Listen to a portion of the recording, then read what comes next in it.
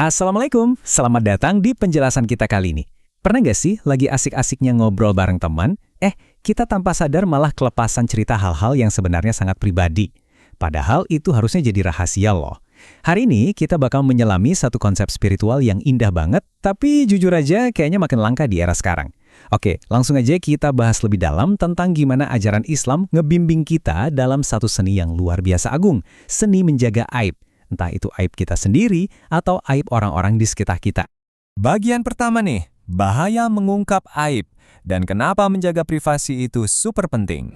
Coba deh kita pikir-pikir, di zaman media sosial ini, gampang banget kan buat kita oversharing, privasi kita sering banget terkuak. Dan sedihnya, yang ngebuka justru tangan kita sendiri. Terus muncul pertanyaan besar, mengapa menceritakan aib terasa begitu mudah? Seringnya sih kita ngerasa itu cuma buat bahan candaan seru-seruan pas lagi nongkrong, atau ya kadang kepancing aja buat ikutan nimbrung gosipin orang lain. Buat kita, pas lagi cerita, rasanya sepele banget. Biasa aja gitu kan? Tapi, di balik hal yang kerasa remeh buat kita di dunia ini, ternyata itu adalah perkara yang masif dan benar-benar serius di mata Allah. Pedoman yang dikasih ke kita sebenarnya udah sangat tegas.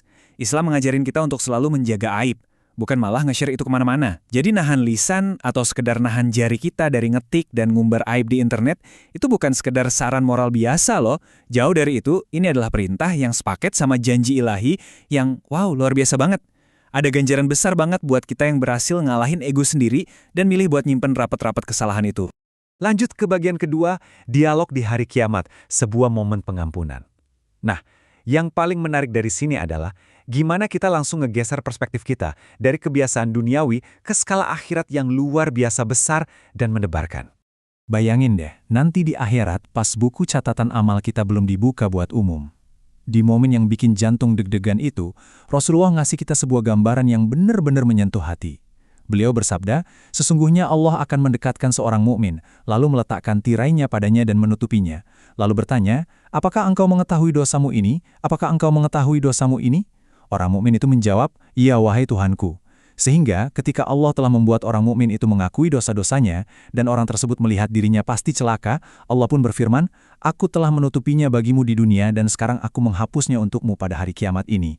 Sesudah itu buku catatan kebaikannya diberikan kepadanya. Hadis ini adalah riwayat Bukhari dan Muslim. Mari kita coba urai perlahan urutan peristiwa yang sangat emosional ini. Pertama, coba perhatiin deh betapa dekatnya kasih sayang Allah. Allah narik kita, hamba yang penuh dosa ini, begitu dekat dan nutupin kita pakai tirai rahmatnya. Jadi benar-benar nggak ada satupun makhluk lain yang bisa lihat. Terus, langkah kedua, di balik tirai itu, kita dihadapin langsung sama kenyataan pahit dosa-dosa kita. Kita ngakuin semuanya.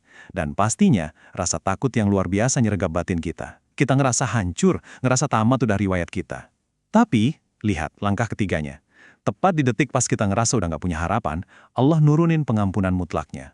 Allah nggak cuma maafin, tapi juga nyerahin buku amal kebaikan ke tangan kita.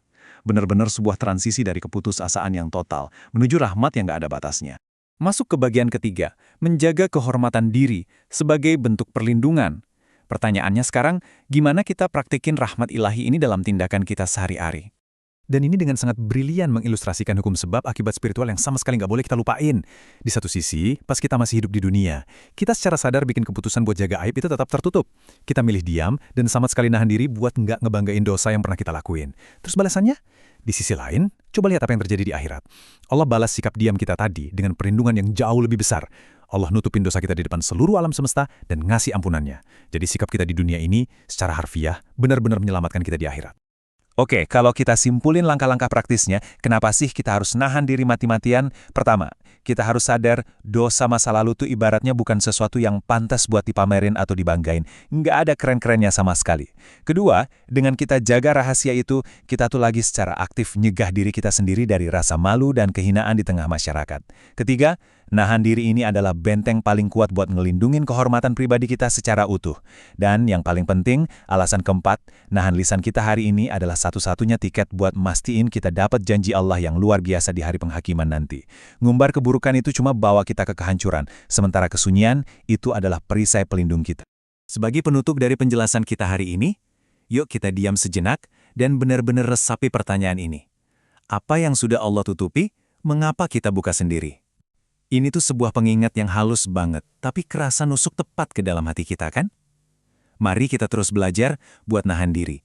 Semoga Allah selalu ngasih kita kekuatan buat ngejaga lisan ini, dan semoga Allah dengan segala rahmatnya menutupi aib kita semua. Baik di dunia yang fana ini maupun di akhirat kelak. Amin. Allahu a'lam bisyawab. Semoga konten ini bermanfaat. Jangan lupa sebarkan kebaikannya dengan tombol share dan dukung kami dengan like dan subscribe.